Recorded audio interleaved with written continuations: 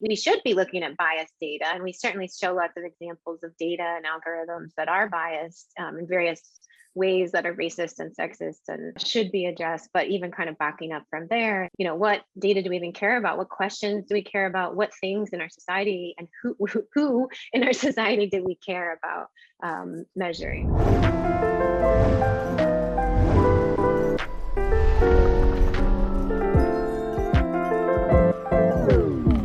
Hi, I'm Lauren Klein. I'm an associate professor at Emory University. I work in two departments there, English and quantitative theory and methods, which is a fancy data science department. I'm like a professional nerd. I study the history of data. I visualize data. I analyze data, both qualitatively and quantitatively. My name is Catherine Ignacio, and I'm an assistant professor of urban science and planning. Urban science is a sort of new area that we're figuring out, and it's in a department of urban studies and planning at MIT. And I also have a background as a software programmer, web designer and developer, and an artist. We got two slackers here, Jesse. Where did you guys meet and start to work together? So we did actually sort of come together around maps, but really more specifically visualization. So it was late 2015. And a friend of mine was organizing this conference called Responsible Data Visualization. I was going down and I was going to be one of the participants and speakers. And he was like, hey, can you help us by writing a blog post about just whatever, anything that has to do with data visualization? And so I wrote a post called, what would feminist data visualization look like? So basically, what would that mean? Let's put those two things together, say feminism and data visualization. What does that mean? And the post got a surprising amount of attention, at least in these professional nerd communities that Lauren is referencing. And then They're large and powerful. Exactly. Us nerds are awesome. A mutual colleague contact of ours reached out to me and was like, oh, you're writing about feminist data visualization. You have to meet Lauren Klein, because she was just in Boston, last month or something. And she gave a talk about feminist data visualization, but more in a historical context. And so she connected us. The nerd world is small. We had mutual friends. It turns out Catherine was already scheduled to come to a conference at Georgia Tech where I was. We met up, we hit it off, and the rest is history. When you look at data, are we saying that, is there a bias inherent in the way that people organized data? And if so, how do we identify it? Yeah, that's such a good question. I feel like I haven't heard it put as succinctly as that, but the answer to right back at you was yes, there is a bias in the way that we think to organize data. This idea that we learn the most and we learn the best when we take complex information and we reduce it into fewer categories. This idea really starts in the late Enlightenment, in the 18th century, by people who were intent on colonizing new lands, by consolidating ideas about government and who was authorized to participate in a government. And the answer to who were these people, where were they going? It was like white European men who wanted to sort of consolidate their control, both in terms of politics, in terms of economics, in terms of region, right? Who were the colonists they were, where were they going? What we call North America, the Caribbean, right? So there's this idea that quantification could give you mastery, with all of the loaded things that means, over knowledge and people and land, this all happens at the same time. And so, even you can sort of fast forward a little bit to the rise of early statistics, but all of our statistical models are centered around homogenizing, centering, converging on a mean. Everything is designed to reduce complexity, to have us coalesce around some sort of core or elemental and kind of simplistic reduction of things that really excludes people on the margins. And so there's the issue of how it's collected, what would be data. So there's that, and then there's the interpretation of the data on top. So if we wanted to have a fair way of doing it, fairness for everybody, how should we think about it? The way to think about it, I think, is to recognize that this belief that we can achieve some sort of universal standard of fairness, that's just an impossible goal.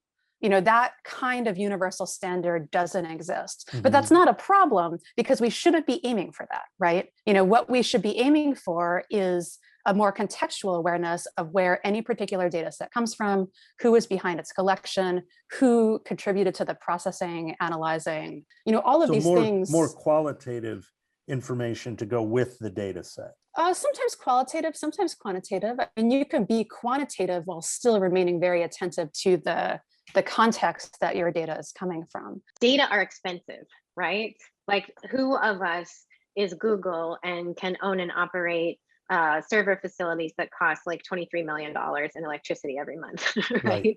So that very few people can do that. Very few companies can do that. And so what this means is that we collect data about things that are, first of all, easy to quantify at some level, and or that are in the interests of the people who have the money to collect the data, right? And it's not only corporations, it's also governments collect. I mean, if you think about like the US Census, like that's a huge investment of like time, labor, money to collect these data and then to maintain them and so on. One of the questions that we pose is sort of, and we show many examples of this in the book, is like, it's not even only that data are biased and influenced by the institutions that are collecting them, but it's also that we fail to collect data that would be very relevant for the health, wellness, happiness, and so on of many other folks, because we're kind of missing those things because it may just not be profitable, let's say, to track things like maternal mortality statistics, which we still don't have a comprehensive federal database on. And yet Very it is strange, very strange that we don't, isn't it? I mean, even in a country like America, we don't prioritize maternal health. Is a very strange thing. Right? We should be looking at biased data, and we certainly show lots of examples of data and algorithms that are biased in various ways that are racist and sexist and should be addressed. But even kind of backing up from there, thinking about what data do we even care about? What questions do we care about? What things in our society, and who in our society do we care about measuring? I want to ask both of you. Actually, Jesse's a nerd as well. I do not consider myself a nerd, but Jesse's totally She's a nerd. Okay, but here's the thing: and also when you're talking about the design of data too, because I think the informatics part of it. Lauren, you have this gorgeous background with the book cover and all that. Like, how do we also think about data in a way that captures the imagination, so that we can be excited by it, so it doesn't feel like a statistic, but more the design of it? And how do you think about that? That's also, I would say, a feminist quality, but the beauty of it, the elegance. How do you think about that when you're designing all this work or working with people? I'm just curious. We have a whole chapter on this, so consult chapter 3. But no, I mean, really, the point that we make in the book, which is the one that I believe, which is the same one that I think you just articulated, is that people do respond to data in an emotional way, and they interpret it emotionally, rhetorically, and they do this whether they're looking at a bar chart or they're looking at some sort of, physicalized, animated, tactile data experience, right? Like this remains true across both of those experiences. And what we talk about in the book is how we've really just been conditioned, and this goes back a long time. Surprise, that's always going to be my party line. But we've been conditioned to believe that somehow, minimal style, like clean lines, this is better, right? Essentially like a modernist aesthetic, because it conveys more authority, it conveys more objectivity. But it's just that, it's an aesthetic, right? Like it was a set of design choices that were advanced at a particular time by a particular group of people. And this sort of became synonymous with visual authority. And yet there are all these different ways that we can visualize data that make it come alive, and that people have, and again, have been doing this all along. That I think now I actually feel like we're in a good moment where there's been a lot of attention to the people who are working with data in really creative ways. Like Georgia Lupi is someone who is both a professional designer and also has work acquired by MoMA that has to do with, she calls it data humanism, but it's about how you sort of convert qualitative or subjective experience into data so that it can then be visualized. And then in turn, how do you layer in some of the more impressionistic ways in which data really, the stuff of data really is, instead of just reducing it to, a single data point. In the book we talk about, there's an artist, Stephanie Dinkins, who has created this interactive AI sculpture, which is trained on a data set, but the data set is interviews that she conducted with her family, multiple generations in her family. She's Black, so it's this intergenerational dialogue between Black women.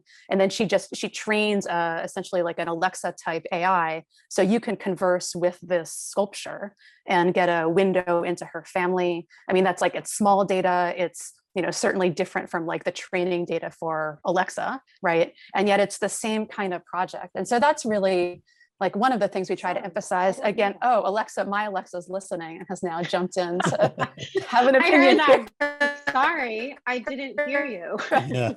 We try to include a lot of examples like this in the book to show exactly this point of like data don't necessarily have to be quantitative. Like the Georgia Lupi's work is a really great example of that. I mean, there's some level of quantitative work in the sense that there's rows of data, but like, they represent like bruises on a child's skin, or they represent like a hug that a mom gave her child or something like this, For good or for bad, we've now been, I think, very normalized into seeing data visualization as a part of everyday life, especially now in COVID, like there's so many charts of health, pandemic, mask, people, whatever.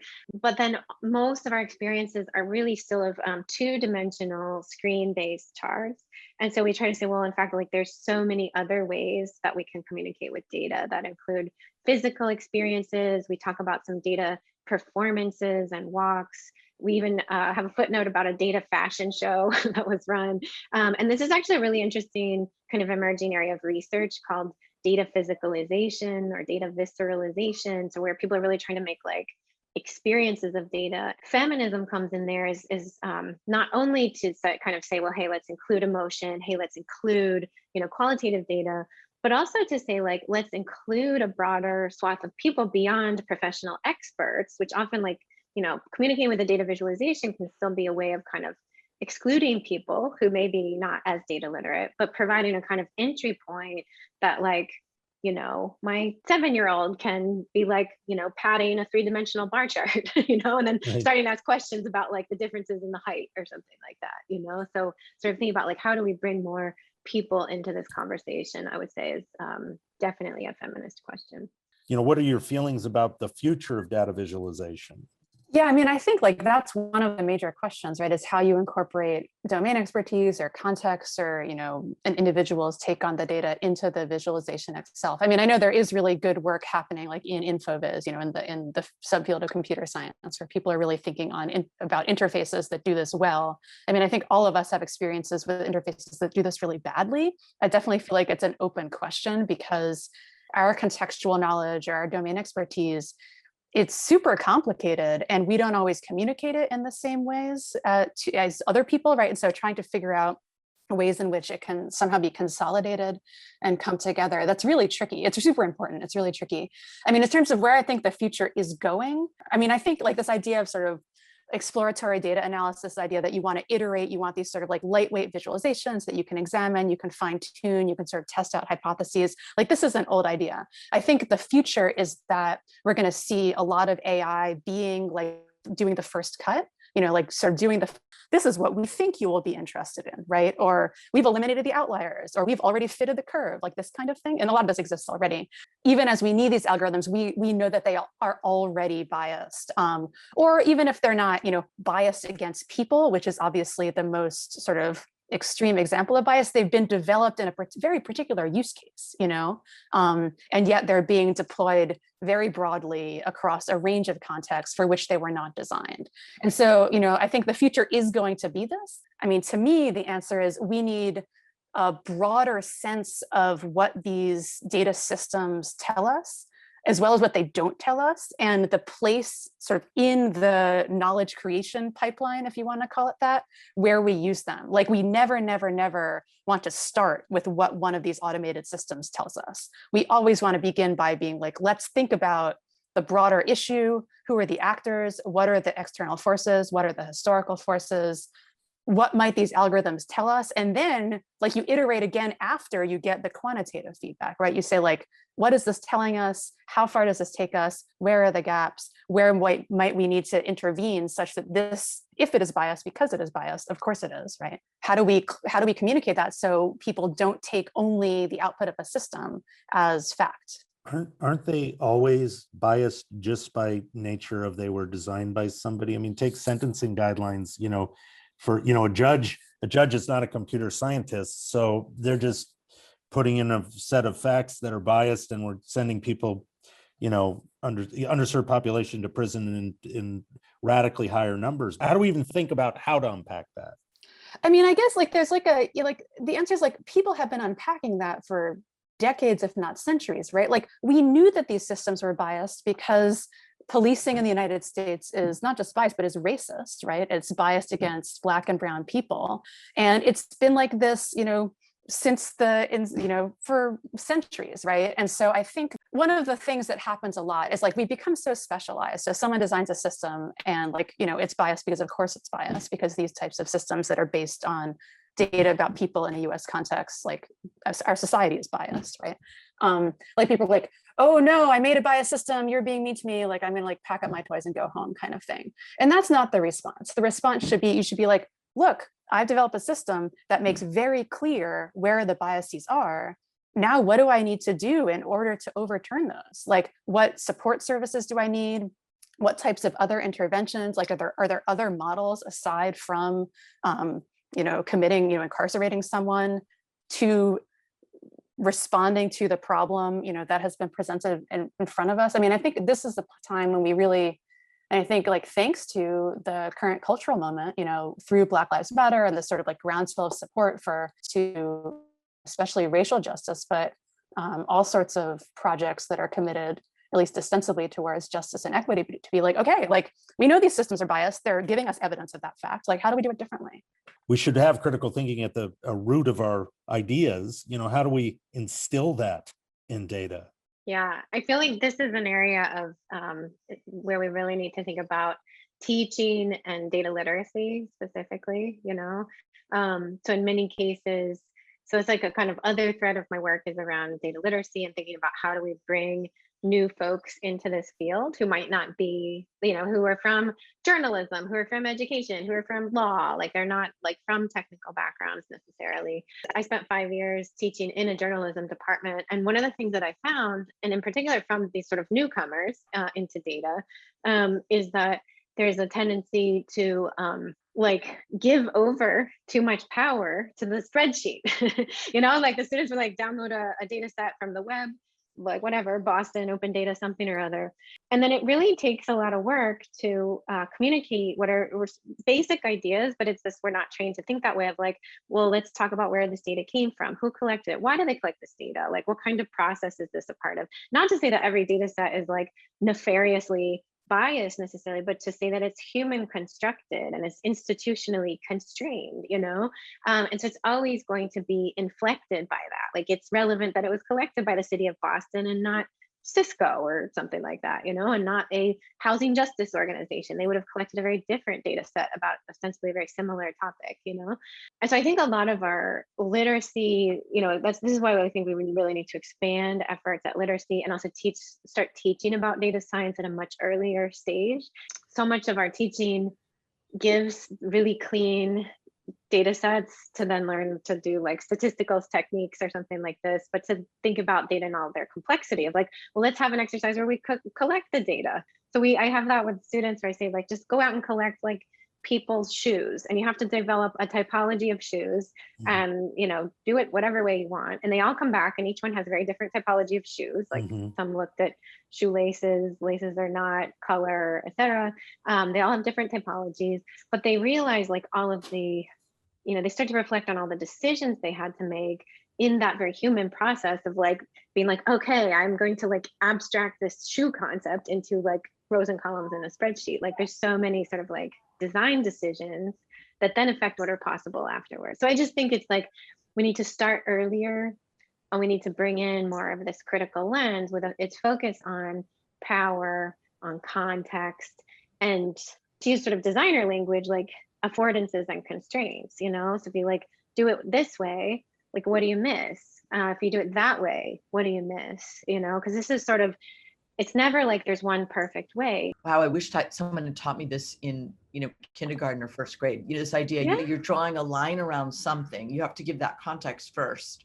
so that you already have an understanding as you grow. I guess my question to the both of you is there one problem, you know, that you're so passionate that you want to use this data to solve? Is there something, I mean, you do all the social, obviously justice work, but is there something very specific that's personal for each of you as sort of that you really want to work on and use this process to solve or to think about? You know, one of the issues that is consistent across both my historical work and my life is this question of invisible labor, you know, and how we make visible so that we can value and credit and compensate and or even just acknowledge like all of the work that doesn't just involve showing up to a desk job. And I think that, you know, the pandemic has been so terrible for everyone, each in their own way.